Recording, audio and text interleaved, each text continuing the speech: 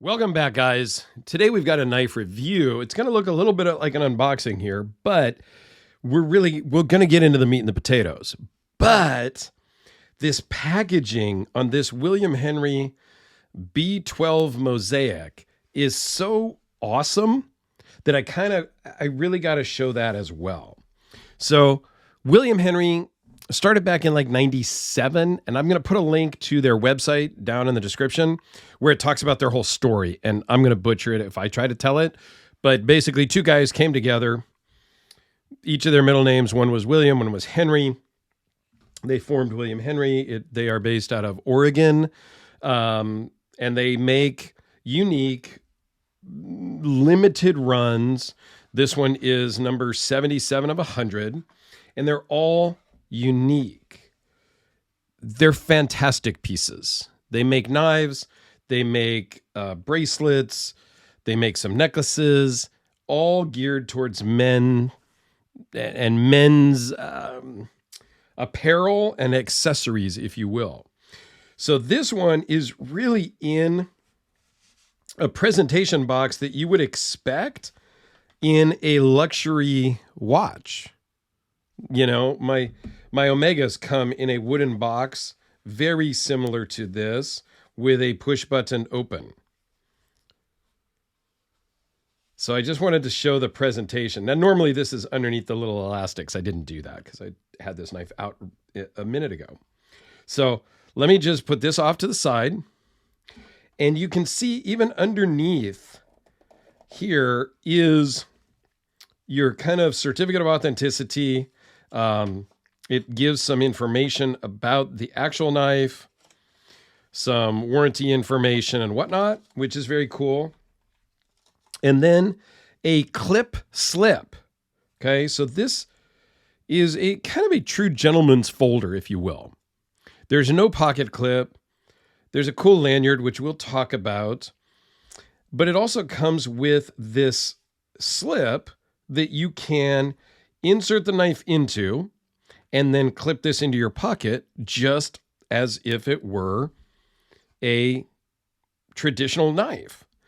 And then with the lanyard, you can pull this out of the slip and open it up. Very cool idea. Very cool way to do it. I'm not going to shove it in here because I think this never has been used. And this is not my knife. This was loaned in by a good friend of mine, David, who is into the watch world. I've met him in person at a watch event, and we're part of a Discord server talking about mostly watches. But since I'm in there, we have found out that a lot of people are not only into watches, but also into knives. There is a lot of cross interest, if you will. And I've known this for years. I got into knives years and years ago. And as I was talking to people, a lot of the knife people were also into watches. So as I've gotten more into watches, I have learned that watch people are also into knives. So, yeah, this is a small knife, but as a gentleman's folder, you expect it to be small. And the lanyard is done really well. It's a leather type of a bolo style, which for me kind of brings back a little bit of thoughts of my father, who had and wore bolo ties way back when I was a kid. So it's interesting what things in life bring back childhood memories, if you will. So it is a thumb stud and a button lock and a beautiful, and I mean beautiful, Sanmai Damascus. And we'll talk about the specifics here in a minute once I go back to my notes. It's got some jeweled in the thumb studs and the button lock. Titanium frame, beautiful mosaic pattern. And then, of course, the lanyard. And because there's no pocket clip, the flip side is identical, other than missing the thumb stud and the button lock. Just amazing. Amazing. Is it drop shut? No. But that's probably or partially because I don't think that David wears or carries this himself. So it's really just not broken in, is my guess. It is super smooth. But yeah, you need to... I don't even know if I can really shake it. Yeah, you can, but it's not going to really close. So it's, again, something that you would pull out. You would cut open something and you would just politely close it and slide it back into your pocket. It's beautiful. So close length, let's get into some details here. 4 1/8, which includes the lanyard loop, which is about 1/8 of an inch that sticks off the butt end, right? So overall is 7 1/8, 2.9 blade, 2.7 cutting edge.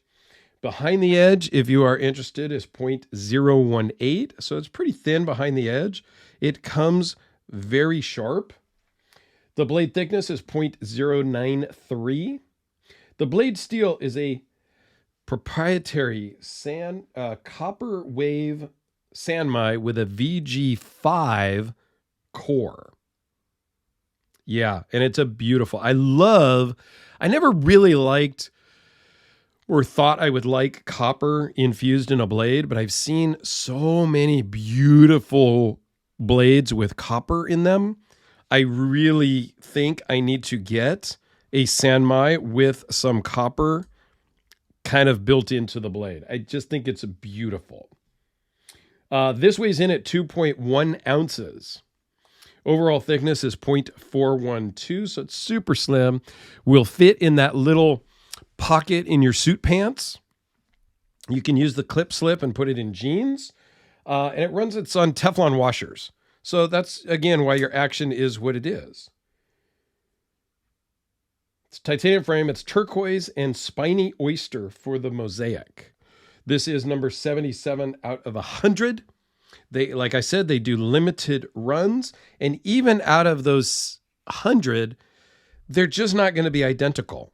Because they do exotic materials, you're never going to get the same look of the Damascus, ever. Even if you try. Like from one side to the other, it's different. That's just always going to be unique. You'll never have two Sanmai blades look identical. Same with a mosaic pattern. You're never going to come up with two identical patterns, whether it's on either side of a specific knife or between this knife and number 78 or 76. Excuse me. They're all going to look different. And I think that adds to the beauty in my book. Let's see if we can see the spine of the blade here. I love a Sanmai because you can actually see the two pieces there.